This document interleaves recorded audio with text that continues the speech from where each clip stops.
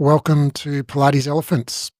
Today we have a very interesting discussion. I'm looking forward to it eagerly with Bernadett Gaszi, who has built a really interesting business helping women get back to movement from having back pain, and it's all online. So Bernadett, welcome to Pilates Elephants. Thank you so much for having me in the show. I'm excited. Yeah. So tell us just like the 10,000 foot overview of who you are and what your business is. Okay. So I'm Bernadett. I'm based in Dallas, Texas at the moment. And we just actually moved back from our assignments. We spent a couple of years in Sweden, a couple of years in Hungary. So a little bit about myself. I've been a Pilates instructor for almost 14, 15 years. And I think we all reach a point in our life when we realize something needs to change. So even though I was a Pilates instructor teaching for years, I'm not saying it wasn't interesting, but I knew I had to change something, or I wanted to change something in my business as well, and I think when we go through this, when we think, okay, something needs to change, it is often triggered by a specific event or something. And for me, that moment came after completing my continuing education course to maintain my Pilates certification back, I think it was in 2021. And I walked away from it feeling like I hadn't gained any real value. And that's when I knew I have to make a shift. I have to change something, because I just paid for something that it didn't give me any real value.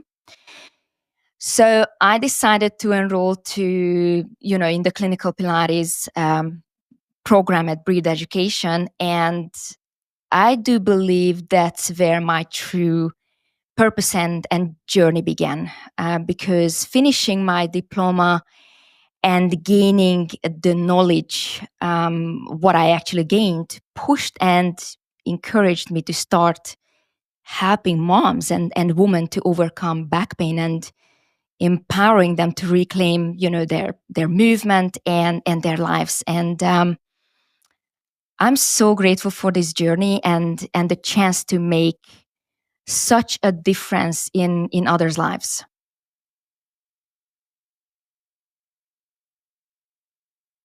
I can't hear you now, Raph. My apologies, sorry. You're in Dallas, so tell us about your business. Yes. You're all online, right? 100% online, yes. I used to have a little studio at home, just in my room where I am right now.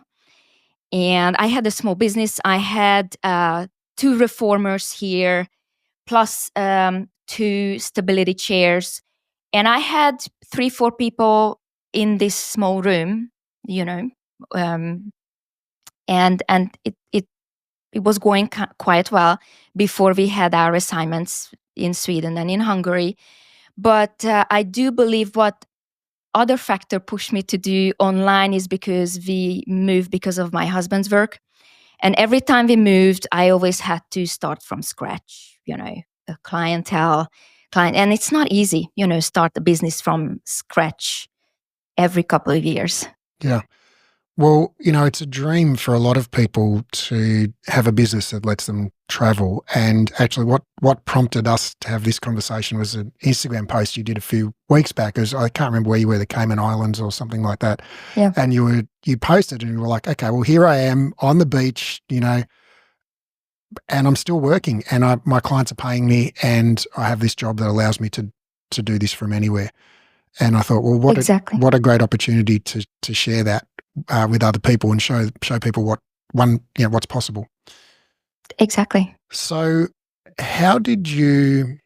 All right. So basically, give me the kind of the super brief nuts and bolts of your business. So you help women online, live in Zoom sessions, to overcome back pain? Yes. So mostly they are moms, not just women. I realize I only have moms in my group. Yes. And so I help moms overcome back pain, and particularly those who felt that traditional approaches like physical therapy, massages, or chiropractic adjustments didn't work. Okay. And so what And format do you do that one-on-one? Do you have small groups? How does it work? so usually the first session, so they sign up.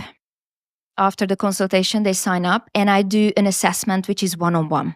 That's included in my program, and just to see where they are, physically. And then once we had the assessment, they come into one of the groups that I already have.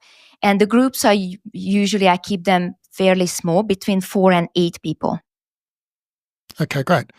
And so basically people come in, they do this assessment, then you move them into a group between 4 and 8. It's a mat work based Zoom workout. Mat work base, but moms who started with me, and they were my first group, Amanda and Mary, they still with me, and to see them how they grew and their progression. Now we are using kettlebells with them, and they started with excruciating back pain, and now to see them, and we even went up with the kettlebells, so heavier kettlebells, which is amazing.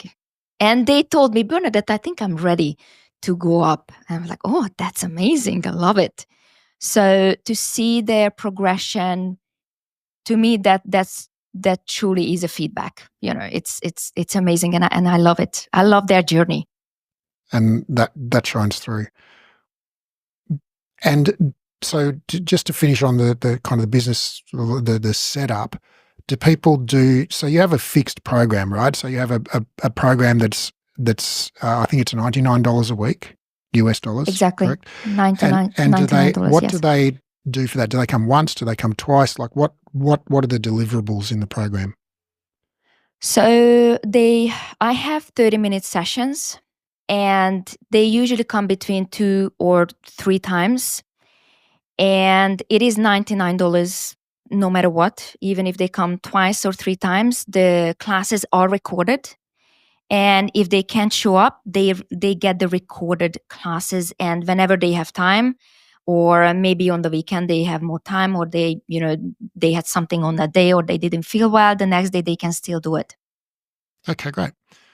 And so just to give people, the listeners, a sense of kind of where you're at financially with the business, like you've been going this business, like the online thing, about a year, true? About a year. Yep. Yes, absolutely. And you started out with 0 online clients?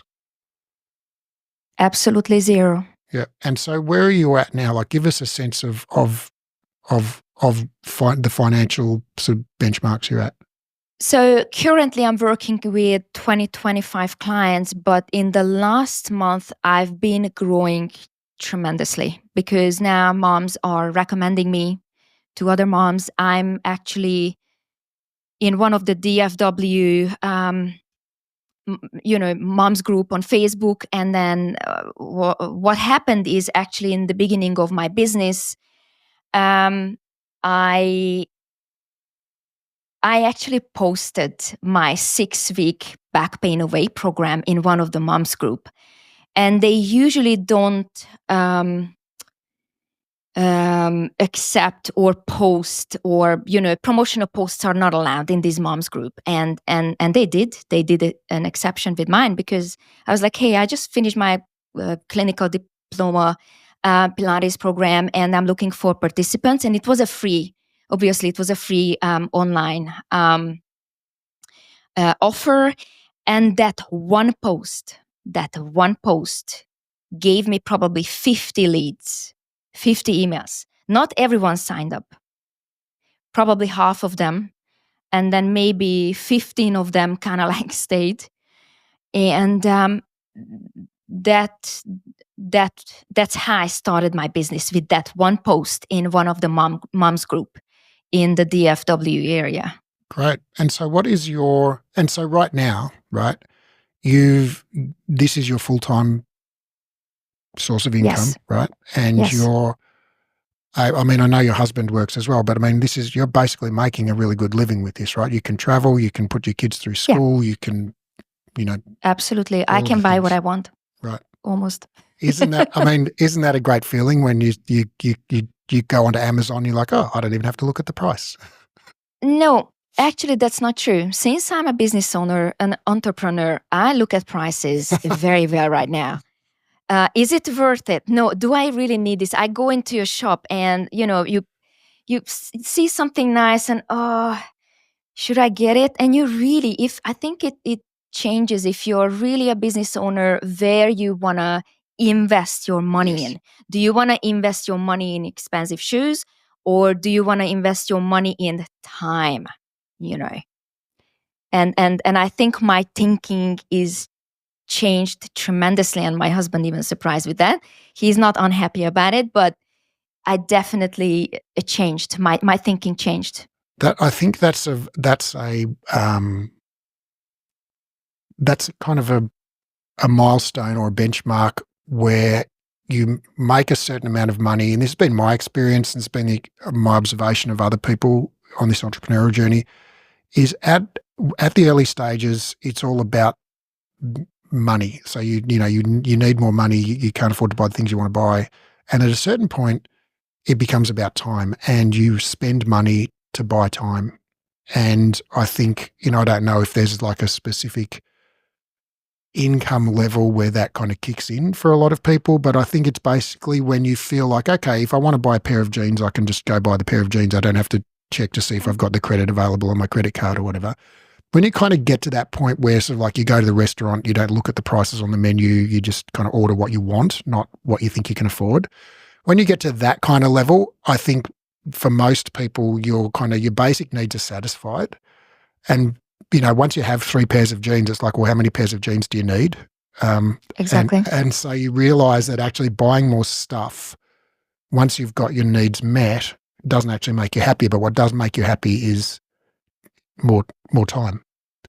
And absolutely, having that time I freedom. agree with that. Yeah, so I think that's a really important kind of. It's a marker of financial success, I think, when you want to buy time. Yeah. All right.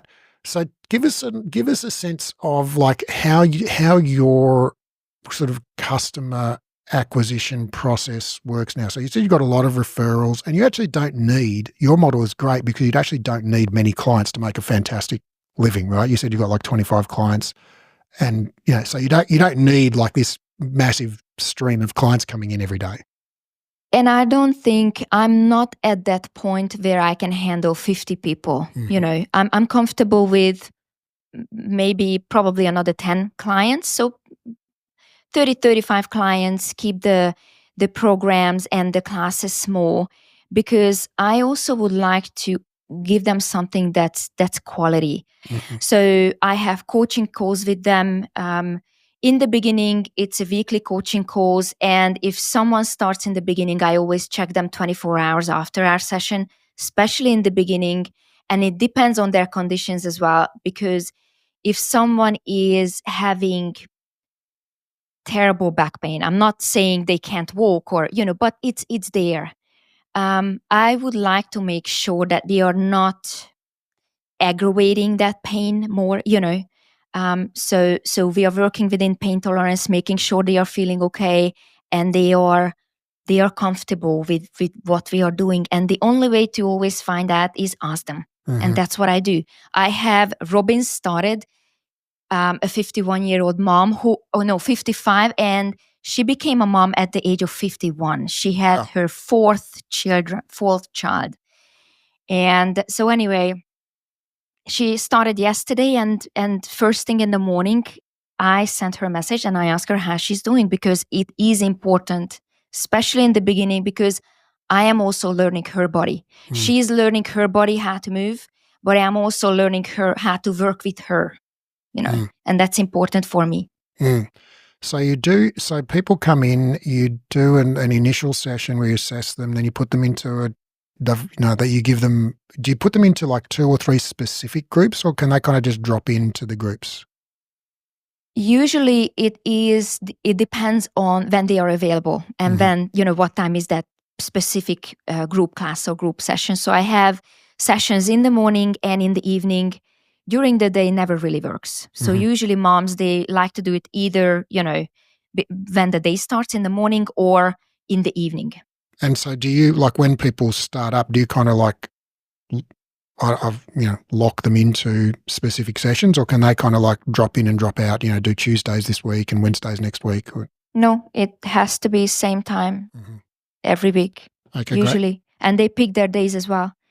Okay, great. So Tuesdays, your client list is pretty much the same every Tuesday. It's the same group of women. Exactly. Okay.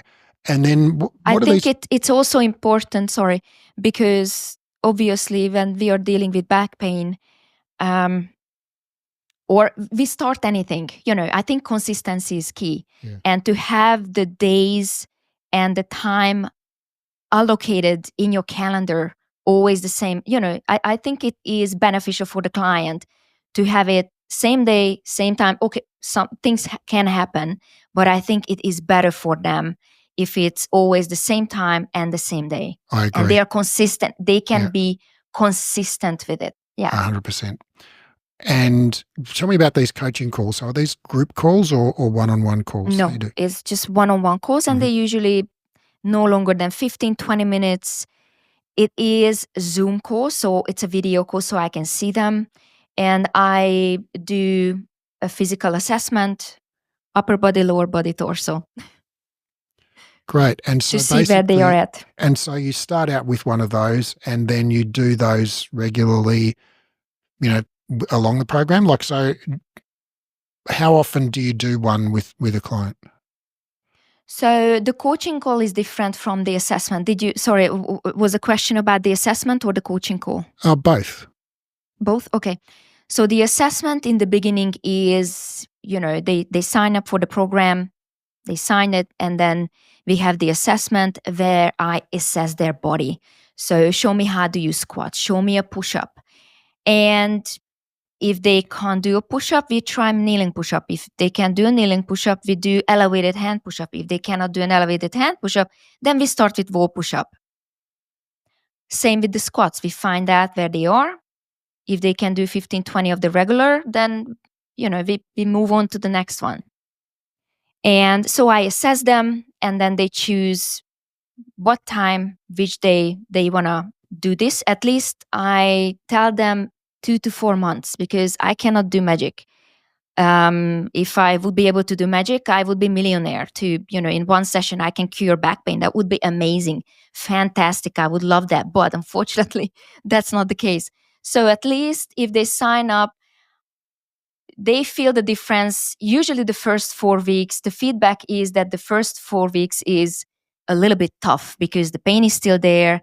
They don't know if it's working.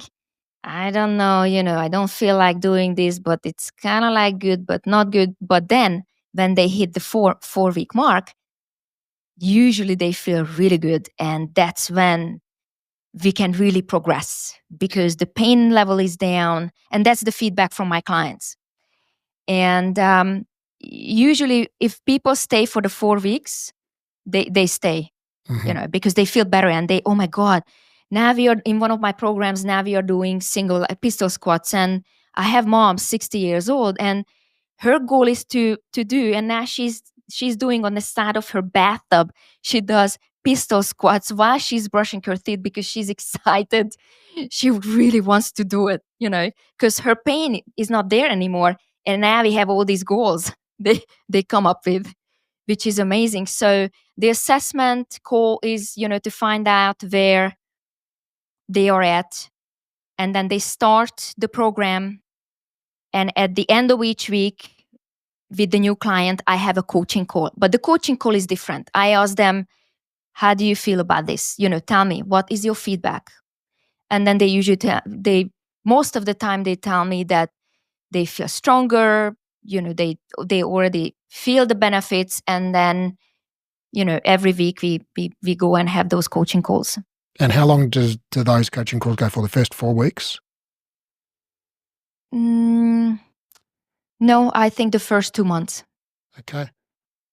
Weekly, and then we go once a month. Okay, great. So you're very involved, like it's very high touch service. Yes. Okay, great. So how many sessions are you teaching each week?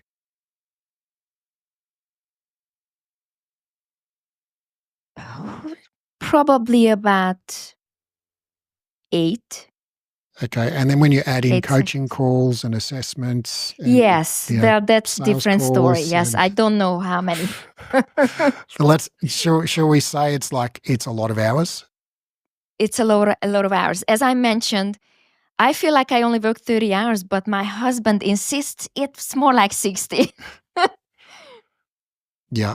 Okay, great. Pretty much. So With the coaching calls and the content creation, and I started the podcast, so yes, it's a lot. Yes. Okay, great.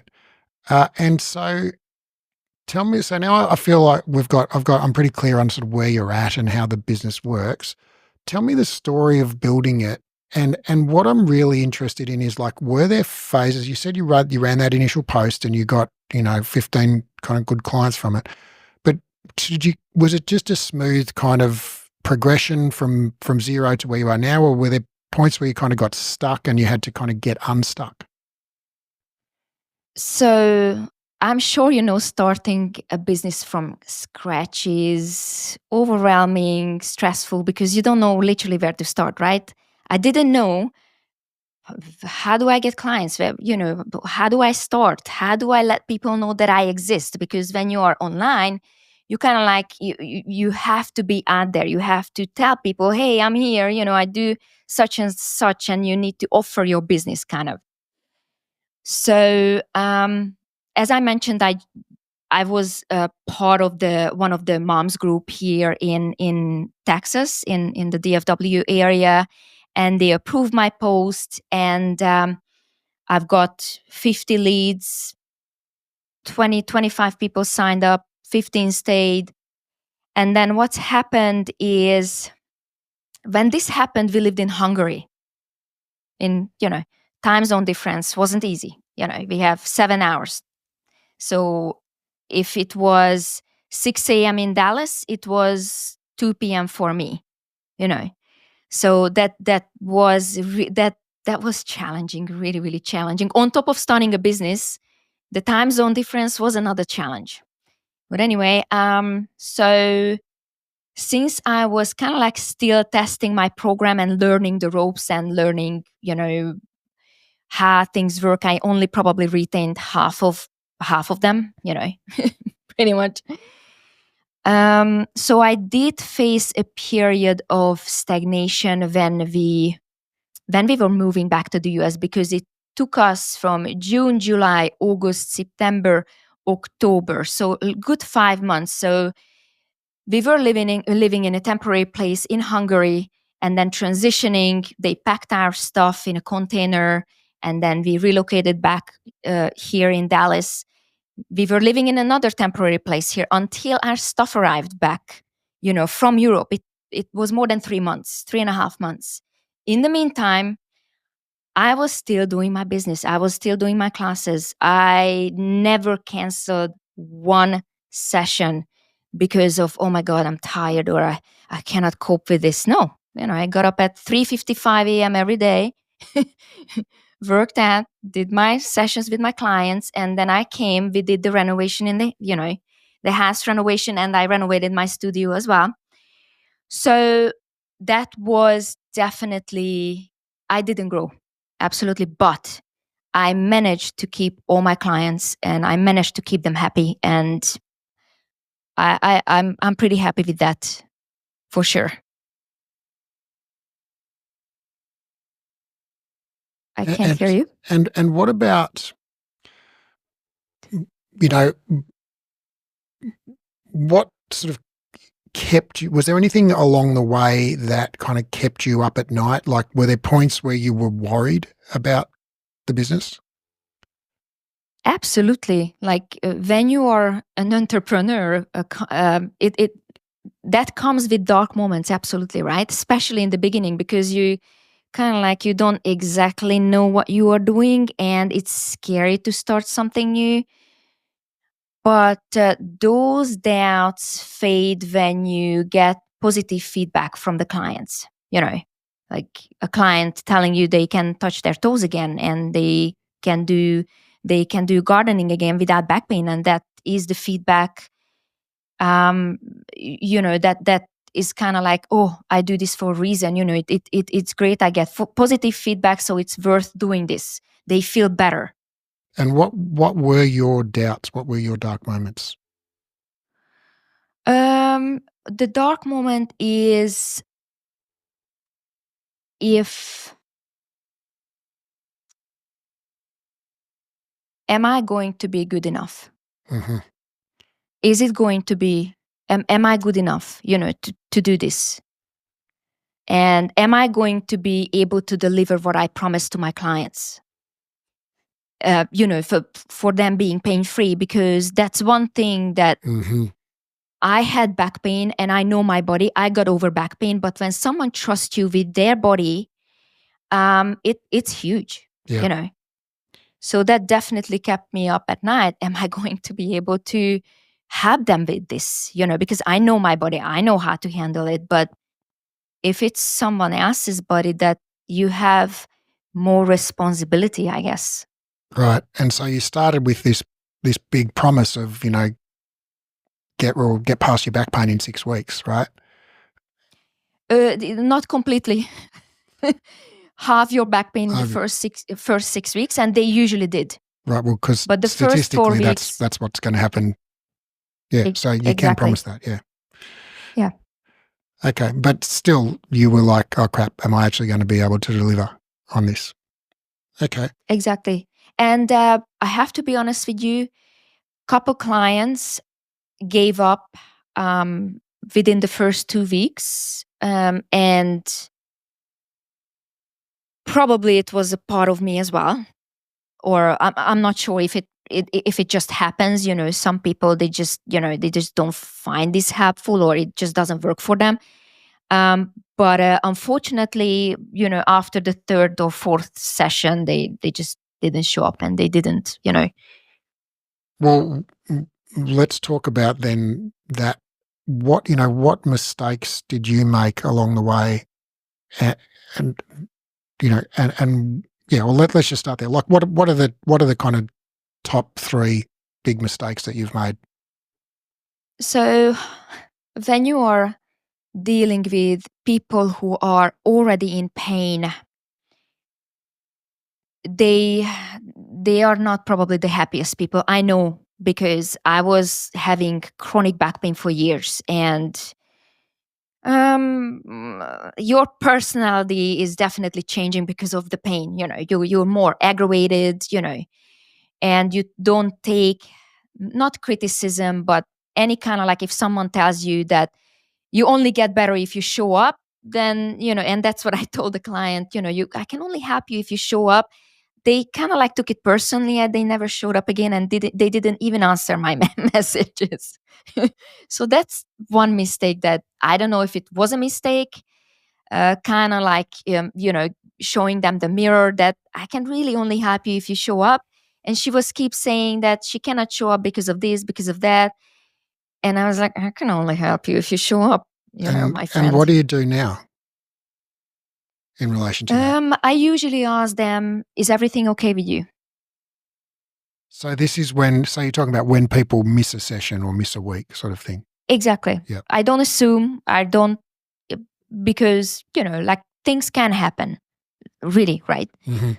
And then they usually tell me, like, what's happened. And then most of the time now they show up, or I send them the recorded class.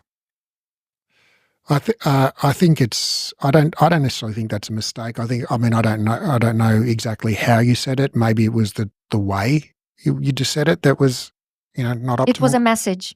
But I think part of coaching is you have to be honest with people, and you have to say, hey, look, everybody has challenges, and I know this is tough for you right now, but if you do nothing, nothing's going to change. And, so let's get you moving, and let's maybe adjust the program if we need to, or whatever, but let's not stop, because that's the only thing that's guaranteed to have no impact and not change anything. Yes, absolutely. I agree with that. I have moms with 4 or 5 kids, and they actually manage to show up 3 times a week, and one even with the disability. And if she can do it, if she shows up, I'm sure other people can do it too. Right. How are there any other sort of mistakes that kind of come to mind for you? Yes. So I actually did spend too much time focusing on social media instead of taking action to connect with my people and with my niche and potential clients, I think. So instead of focusing on, how many likes do I get on Instagram, this and that, I should be focusing more on kind of like getting new clients in, maybe perhaps. And I also wasn't really clear on my niche as well in the beginning, and how could I help people if I'm not specific about my offer, about what I do as well.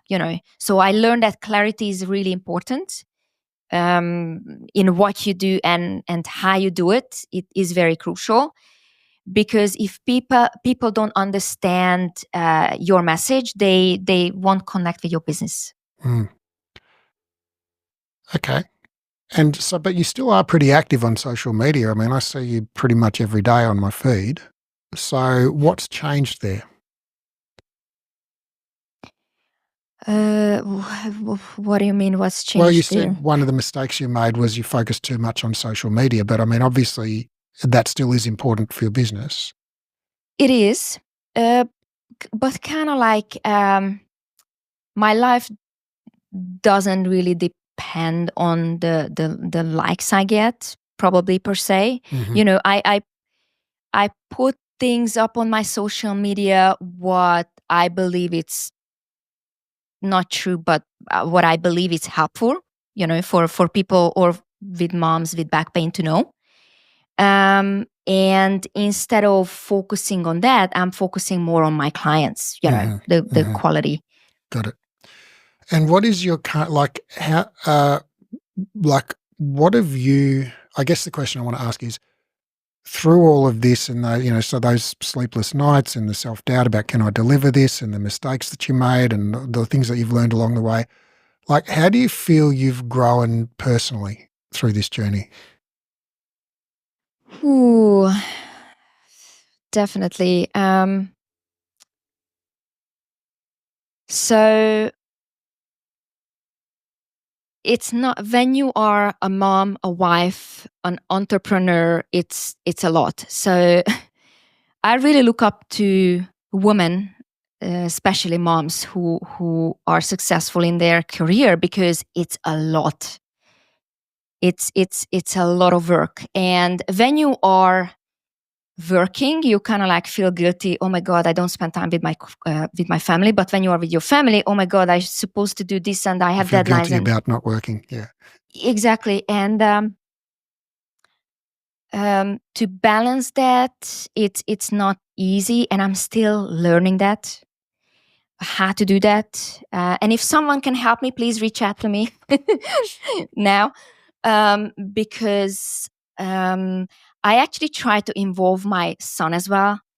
The way that I show him the post. Hey, look, this is what's happened today. Do you want to have a look at it? And we go through it. We talk about it. We sit down.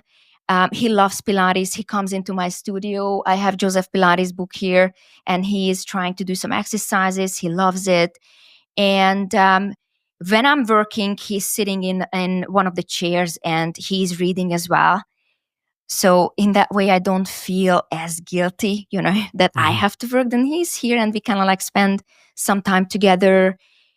And personally, I grew. I just said, in the beginning of the podcast, that my thinking is changed the way I shop. Like I really look at the price, and where do I put my money, should I buy another set of Lululemon? I have 200 of them, or should I buy more time? So I can spend more time with my son, and that's, to me, that's a big thing personally as well. Yeah. And I don't know if there is if there is an answer to the, that sort of balancing act that you're talking about there. I know my wife, Julie, who's my partner in our business, she works very long hours. And our daughter is a bit older than your son. Our daughter's 18. I think your son's like 11 or something like that. Is that right? 9. So, he's at an earlier stage. He needs you more, at that age. But I can say that for Julie now, I mean, she embraces working hard, and the fact that we're working in this business together means that the work time and family time kind of are the same time for us. So yeah, I don't know if there's a perfect answer, but I think it's possible to make peace with not being balanced, and Exactly. choosing the balance that works for you, and not feeling like you should have some other thing, I think is where the answer lies. Exactly. And one thing I always make sure, even if I cannot spend a lot of time with my son, I make sure I connect with him. And when I connect with him, even if it's 15, 30 minutes, it's just him and I, nothing else, no iPad, no laptop, no nothing, no podcast questions. Yeah. And I just focus on him. And he loves reading, and he loves Second World War. So we always talk about Second World War.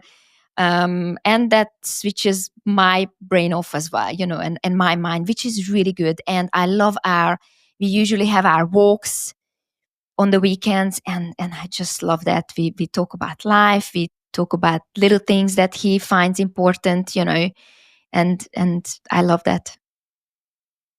What would you, if you were to give some advice, or I guess guidance, for words of encouragement for somebody who's maybe either contemplating starting an online, Pilates business, or maybe is struggling in their online, struggling to get clients, or whatever it might be, like what advice would you give that person?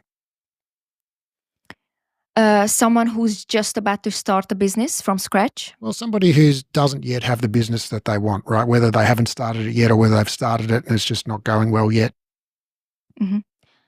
I actually would like to quote Alex Hormozi here, if that's okay with you. So business is like running a marathon, running a marathon out of shape. While you are running, you are wanting to get into shape, and without knowing if there is a finish line, or if there is a finish line at all.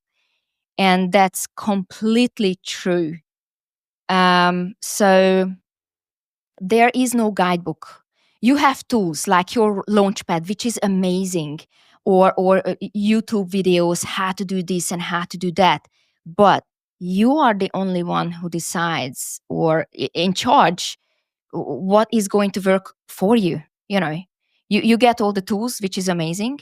But then at the end of the day, you kind of like decide what is going to work for you or not.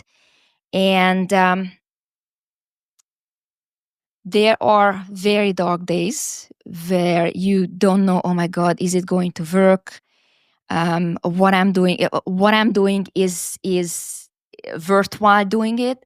But then you get a client feedback, a positive feedback, and you get up the next day, you do it anyway, even without the feedback, you do it anyway.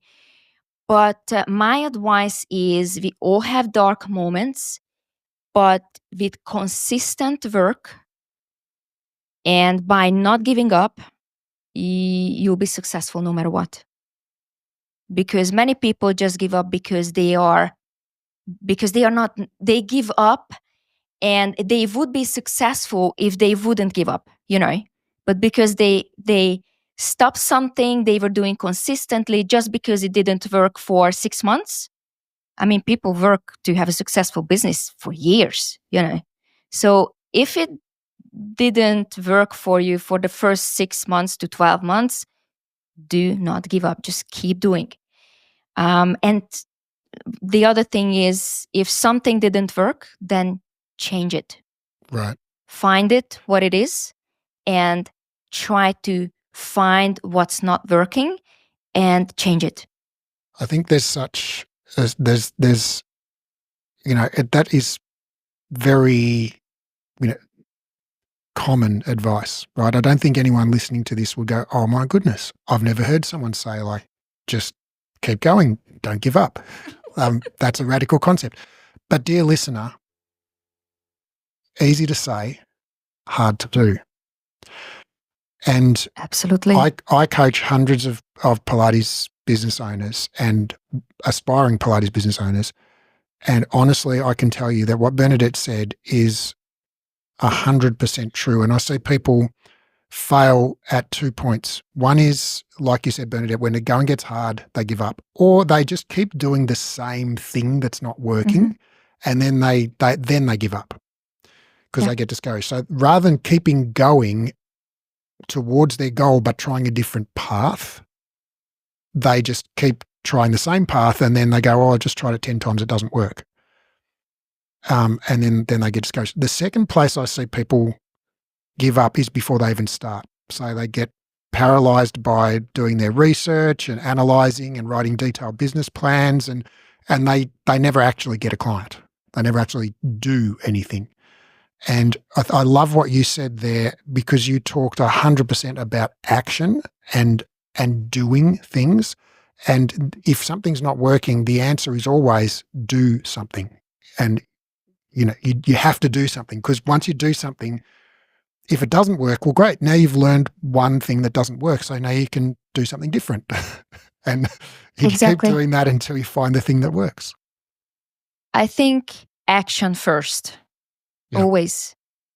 And I learned everything along the way. As I was going forward, I always learned something new as I was going, really. And I love that journey. Hormozi quote about the marathon. One I like is, it's not from Hormozi. I can't remember who I got it from, but entrepreneurship is like jumping off a cliff and assembling a plane on the way down. Exactly. It's like there are broad frameworks and strategies that you can use, and you can learn from people who've gone before and done the thing that you want to do. But no two businesses are identical, like you say, and so you just have to figure out, the specifics. And the only way to figure it out is to actually do it and learn by trial and error. I wouldn't be here doing a podcast with you if I didn't sign up to do the Launchpad with you, for example, because I remember we were living in Hungary. It was probably March 2022 or something. I can't remember. Sorry, we are 2025. So 2 years ago in March, I was outside and I was having my usual 25-minute walk, and I was listening to your Launchpad. And you were talking about starting an online business. And I was like, why am I even listening to this? I never gonna do an online business. I cannot do an online business. And you were talking about, you can do online business from anywhere. It's how great it is. And it got me thinking. It really, it was in the back of my mind, but it took me a good 6 months to take action. But I did. Well, I'm glad you did, and I'm glad you're here, and I admire what you're doing. I think it's fantastic. I think you're a great, inspiring example for a lot of people. You're obviously making a difference for your clients, which is inspiring.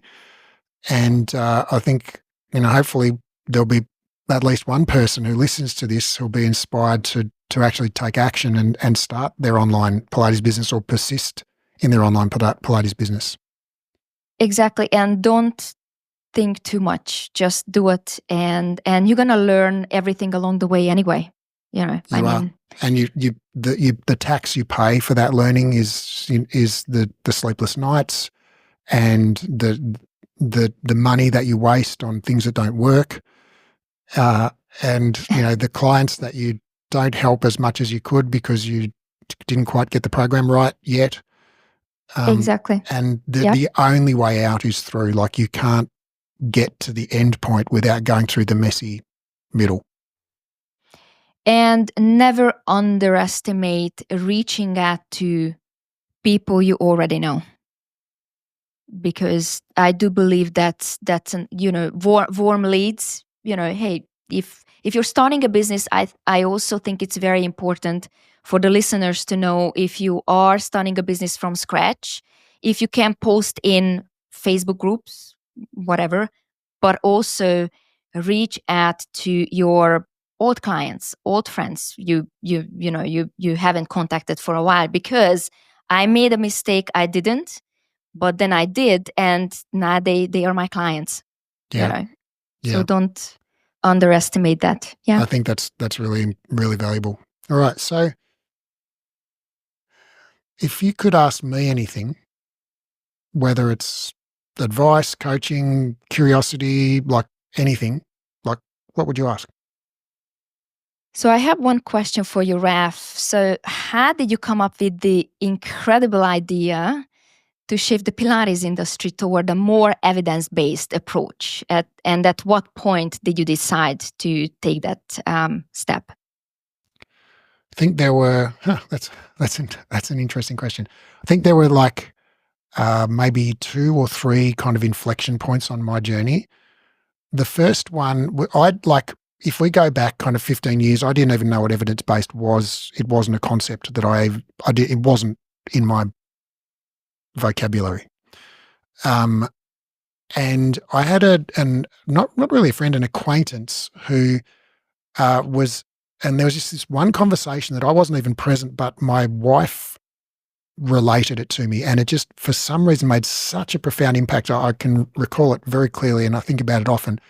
Is that this acquaintance, his name was Rob, he still is Rob, was talking with a mutual kind of acquaintance of ours, and she was telling him all about auras and how she could see auras.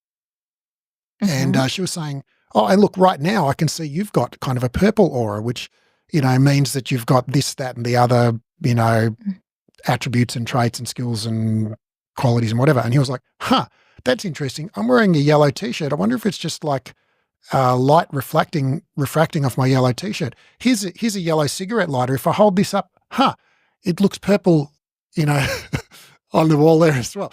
And so what just really struck me about that conversation was just the childlike curiosity that he had, and the skepticism, but not in no cynicism, just skepticism about, I wonder if that's true.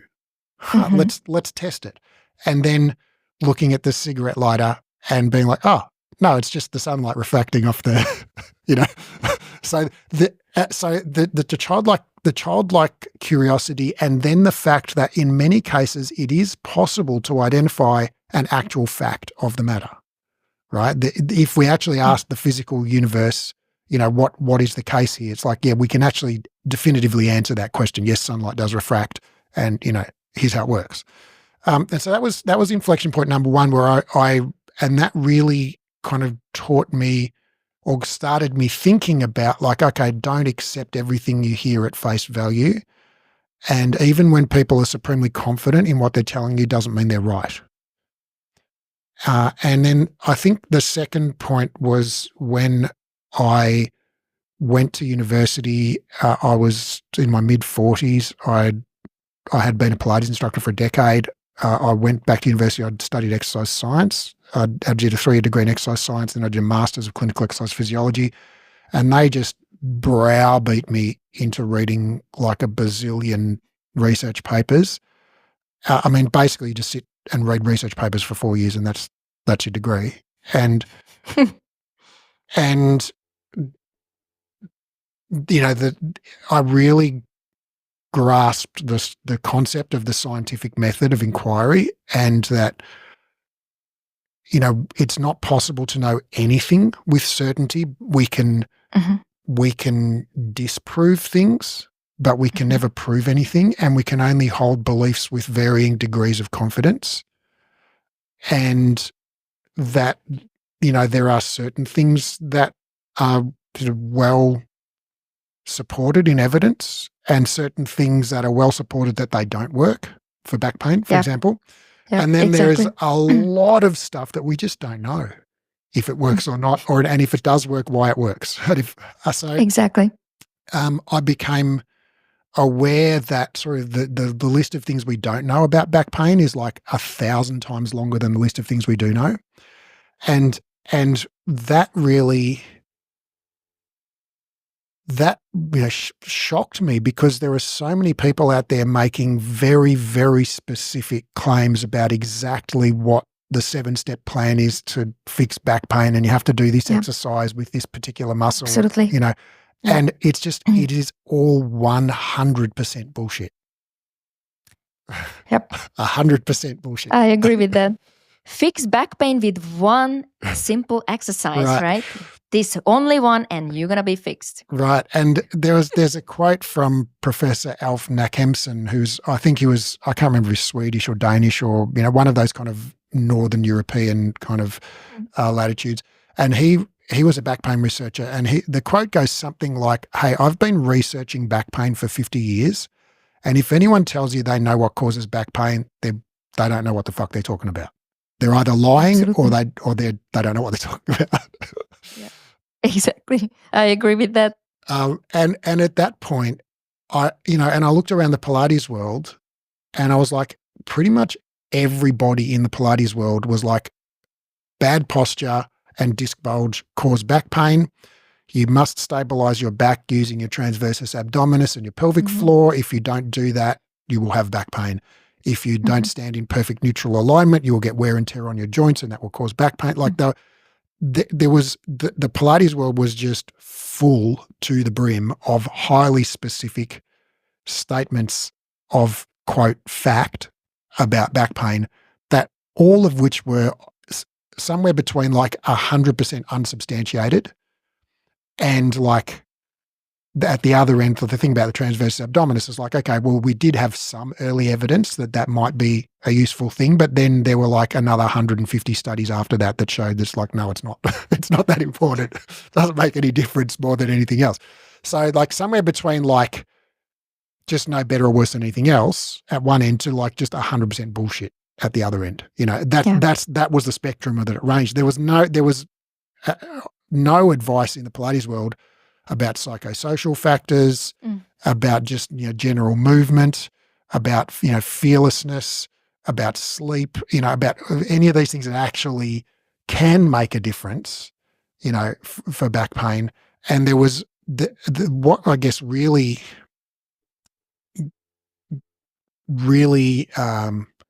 pained me and sort of motivated me to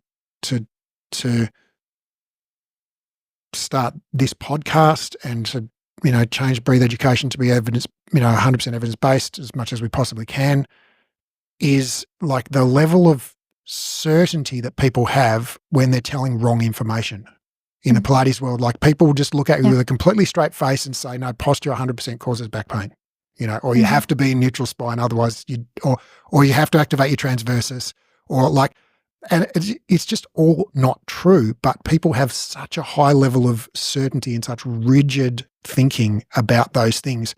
It's like it's just wrong on so many levels. It's just not true. I guess that's what really grinds my gears. It's just not true. It's wrong. Exactly. And that's why I found the clinical Pilates, the diploma, very eye-opener, or maybe it wasn't even an eye-opener. It was a slap in the face in a good way, like absolutely like a big shock, because I had to unlearn all the things that I learned in the Pilates industry before about back pain, about posture and everything. And it gave me purpose, literally. I feel like I'm purposeful now, and I can help others with the knowledge without spreading bullshit about back pain, what's causing back pain. And we are really working on the things that we should work on in order to overcome that back pain, and I feel confident. So I feel that education gave me such confidence in what I do and purposeful that I'm forever grateful for it. Well, I'm grateful. I'm grateful for you for letting me know about that, because that really makes it. That's my client feedback. Yeah. So if anyone wants a big slap in the face, like in a positive way, definitely do it, because you're gonna be shocked in a good way. Well, we actually don't offer the clinical certification anymore. Yeah, but the certificate, you have the Pilates certification as well, right? Yes, we do. Yeah, the mat and reformer. Yeah, and we do include some stuff on pain in that program, but it's not the super 12-month in-depth program that you did. Yeah, I think, I'm inspired by watching you, Bernadett, succeed both on a professional level with your clients and really making a difference for people, and also just financially and creating a lifestyle that you want, and persevering and taking ownership of your own results, and pushing through and just doing what's required, not what feels comfortable. And I think that's a big part of being a successful entrepreneur, is just you just have to not allow yourself to be driven by fear or any of those other negative emotions. Like, you feel all of those emotions a lot, but you just can't be ruled by them. And you just go, okay, well, I feel really dark right now, but it's like bad luck, because I still got to get up and do the things I got to do. So you just get up and do the things you got to do, even though you feel shit sometimes. Absolutely. And especially when we were relocating back here, moving back here, I had to get up very early at 3:55 a.m., to do everything, because my son's school was a little bit further out, from the temporary place where we were living. And it was just, I still managed it, because it's not how you feel. It's about what you promise to yourself and what you promise to your clients as well.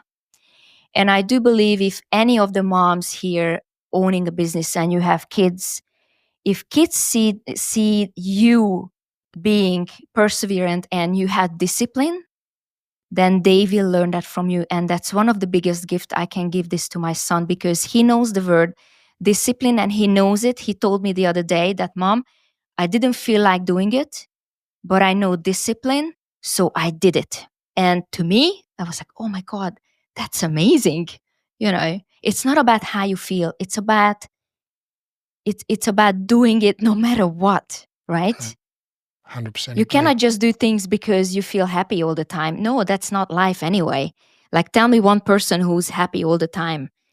Probably no one, I mean, we all have dark moments. So just do it no matter what. Put the feelings to the side and do it anyway.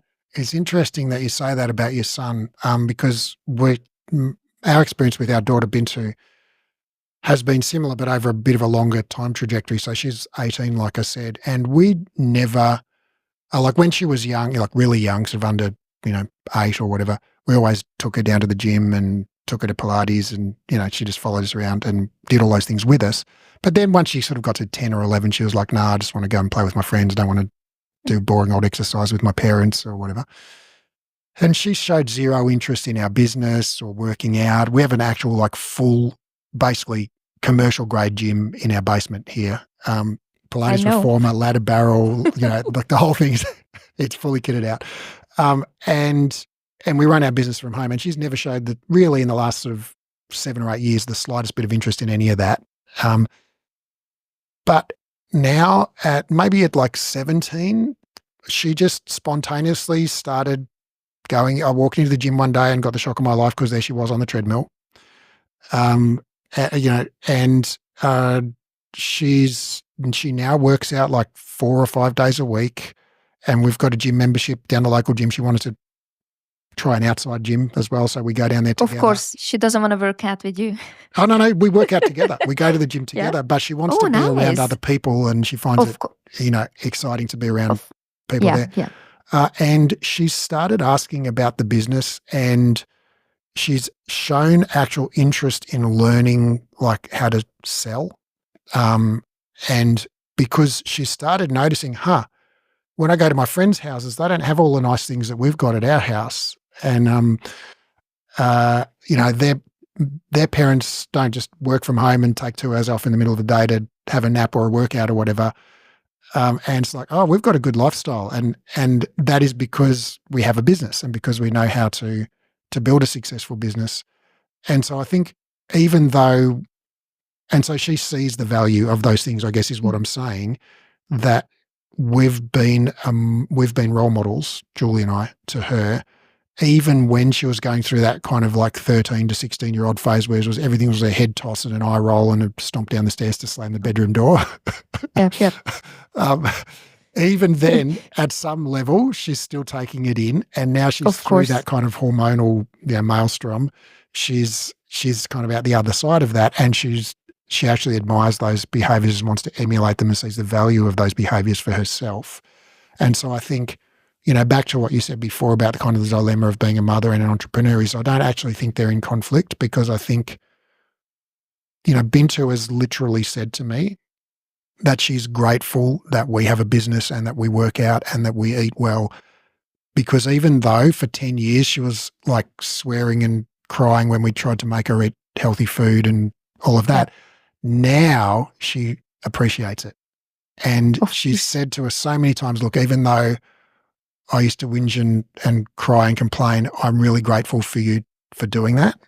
And so I think the best thing you can do for your kids is be the role model that they deserve. Absolutely. I agree with that 100%. Great talk. Thank you, Raph. Thank you.